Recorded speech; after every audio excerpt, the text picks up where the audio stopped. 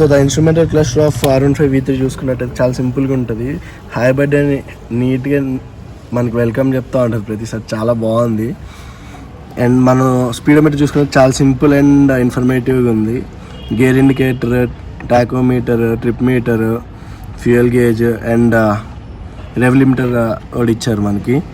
ఇటు సైడ్ చూసుకున్నట్టు select and reset options ఉన్నాయి మనకి. ఏబిఎస్ వర్షన్ కాబట్టి ఏబిఎస్ అండ్ న్యూట్రల్ ఇండికేటర్స్ ఇక్కడ చూపిస్తాయి. And high beam, low beam indicator ఉంటుంది. This is like simple and best instrumental cluster అని చెప్పుకోవచ్చు ఈ సెగ్మెంట్లో. సో దీని స్విచ్ క్వాలిటీ చూసుకున్నట్టయితే కూడా చాలా బాగుంది. Like best in it segment అనవచ్చు. Like Yamaha always the best in class.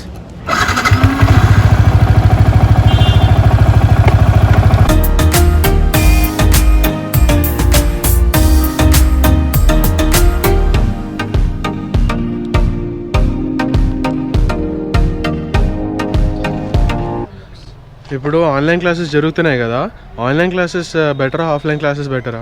Offline. ఎందుకని? మంచి అర్థమైతలేదు. ఇంకా నెట్వర్క్ ఇష్యూస్. ఆన్లైన్ అయితే నెట్వర్క్ ఇష్యూస్ అవన్నీ అవుతాయి. కరెంట్ పోతే మొత్తం క్లాస్ ఇన్కంప్లీట్ అవన్నీ వస్తాయి. కానీ ఆన్లైన్లో అయితే నీట్గా ఈజీగా క్వశ్చన్ పేపర్ ఇస్తున్నారంట కదా టెస్ట్ అప్పుడు మరి ఆన్లైన్ బెటర్ అనిపిస్తలేదా? కాపీ కొట్టి రాస్తున్నట్ట మరి దీని మీద ఏమంటారు? అదైతే అప్పుడు అందరు పాస్ అవుతారు చదివిరాని వాళ్ళు. అప్పుడు అంటే అందరు పాస్ అయితే అది హ్యాపీ కదా, మరి ఆన్లైన్ బెటర్ కాదని ఎట్లా చెప్తున్నారు? ఆన్లైన్ బెటర్ కాదు, ఎందుకంటే అది మోసపోతారు కదా టీచర్స్ అందరు. అది మంచిగా అనిపించదు మోసం పోతే. మరి ఇప్పుడు ఆన్లైన్లో మొత్తము కాపీ కొట్టి రాస్తున్నారు అని అందరికి తెలిసిపోయింది కదా, మరి ఫ్యూచర్లో మనకి ప్రాబ్లం అవుతుంది అంటారా? ఇట్లా జాబ్లు వచ్చేటప్పుడు మీరు అంతా ఆన్లైన్లో చదువుకున్నారా? అవుతుందా? మరి ఏం చేద్దాం అప్పుడు? ఋత్విక్ నల్లపాటి ఫోన్ ఉందా? youtube.com/ఋత్విక్ నల్లపాటి అని వస్తే అని బొమ్మ వస్తుంది. కన్నులు ఎందరు జూమ్ బ్యాక్ పన్నా ఫస్ట్ షాట్ హీరో సైకిల్లో వరువారు.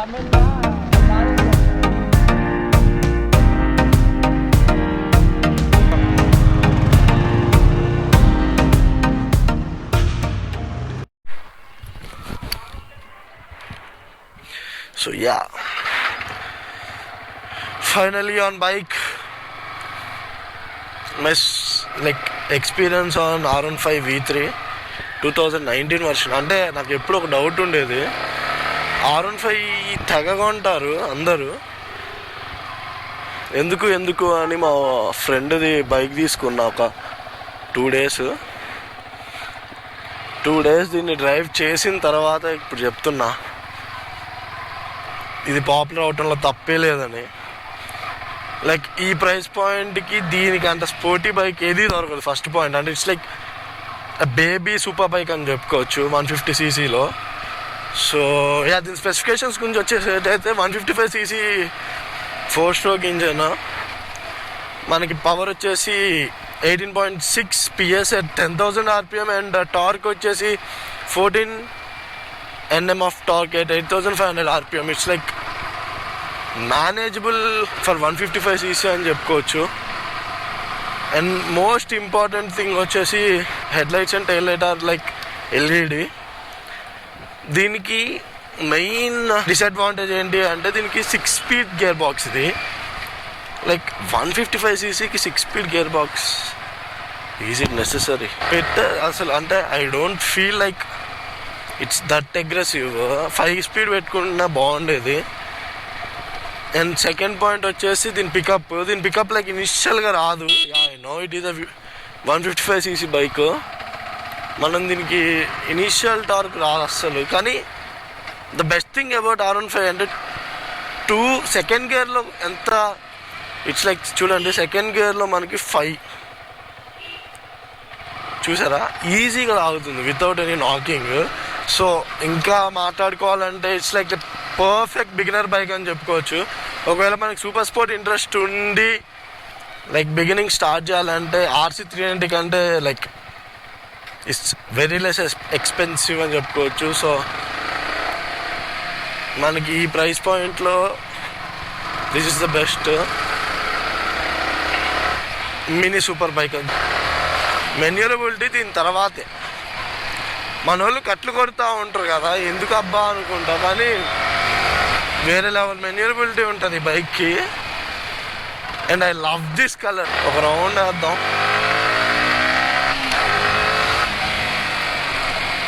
ఆ ఎగ్జాస్ట్ నోట్ అయితే అసలు ఎట్లా అరుస్తుంది అంటే బండి, సూపర్ ఉంటుంది ఎగ్జాస్ట్ నోట్ అయితే. ఎగ్జాస్ట్ నోట్కి అసలు పేరు పెట్టాల్సిన అవసరమే లేదు. సస్పెన్షన్ రీజ్డ్ ఉంటుంది obviously. It's inspired by R1 and build quality అంతా చాలా బాగుంది. Ride ergonomics as said before super sport లా ఉన్నాయి. క్లిప్ ఆన్స్, బాడీ పెయిన్స్ అన్నీ వస్తూ ఉంటాయి యూజువల్గా. Like more than half an hour at a time ride చేయటం అయితే ప్రిఫరబుల్ కాదు. సీట్ కూడా కొంచెం హార్డ్గా ఉంటుంది. So it is a fun bike till 30 kilometers and then you gonna regret why you bought R15. That is exact thing of R15. కానీ దీని మెన్యూరబిలిటీ మాత్రం వేరే లెవెల్లో ఉంటుంది.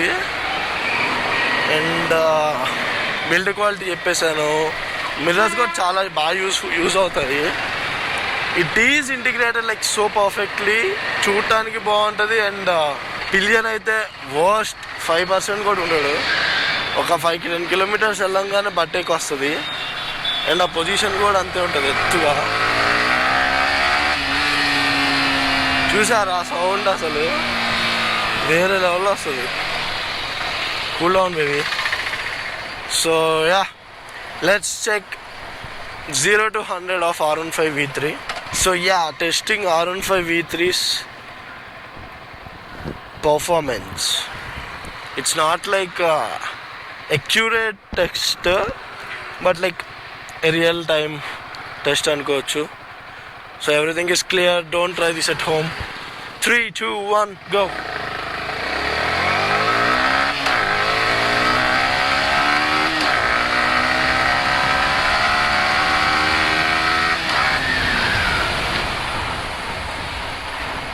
సో యా, కానీ పర్ఫెక్ట్ RPM దగ్గర నేను షిఫ్ట్ చేశాను. That is how R15 should be ridden. అలా రైడ్ చేస్తే మనకు ఫన్ ఉంటుంది.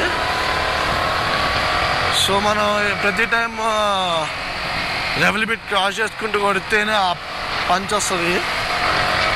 It has got like its sweet spot way beyond.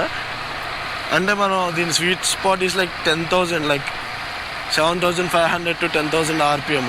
Breaking is pretty good. It's not that punchy but it's okay. Brembo brakes వస్తాయి. Like మనకి Yamaha everything like basic ఉండాల్సిన అన్నీ ఇచ్చింది. Like ఇప్పుడు ట్యాంక్ స్కల్ప్చర్ అయితే వేరే level ఉంటుంది. అసలు చాలా బాగుంటుంది ట్యాంక్ స్కల్ప్చర్.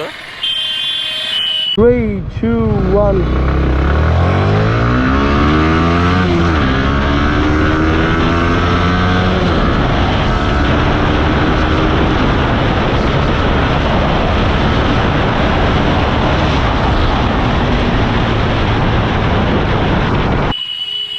లైటింగ్ కూడా okay, not that great of a bike లైటింగ్కి వస్తే. యా, బేసిక్గా ఎకనామిక్స్ గురించి మాట్లాడుకుంటే చాలా అగ్రెసివ్గా ఉంటుంది. ఒకసారి you go test drive and find out.